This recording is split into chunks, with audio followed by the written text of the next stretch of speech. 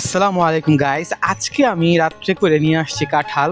So আজকে আমি অনেক দিন পরে দেশে আসছি। দেশে আসার পর কোনো কাঁঠালটা আসলে খাওয়া হয় নাই, সো এই জন্য আমি নিয়ে আসছি ফার্স্ট টাইম। সো কাইটা দেখি আসলে ভিতরে কীরকম হয়। আর আমাদের এদিকে যদি কাঁঠালগুলো নরম হয় তাহলে এটাকে বলা হয় লেটকা, আর যদি মানে শক্ত হয় কাঁঠালটা কিছুটা তাহলে ওইটাকে বলা হয় চাইল্লা আর কি। আমাদের গ্রামের ভাষায় এরকম বলা হয়।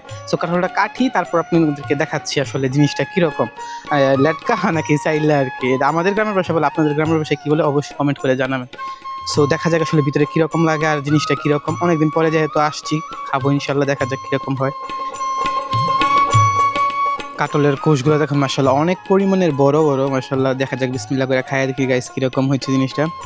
আসলে জিনিসটা হয়েছে কি, মানে চাইল্লাও না আর একেবারে নরমও না আর কি কাঁঠালটা। যাক মাশাল্লাহ, তবে অনেক ভালো। আর এখন মুড়ির সাথে কাঁঠাল খাওয়ার মজাই আলাদা। সো মুড়ির সাথে একটু ট্রাই করে দেখি কাঁঠালটা কিরকম। মাশাল্লাহ অনেক পরিমাণের ভালো হয়েছে গাইস কাঁঠালটা।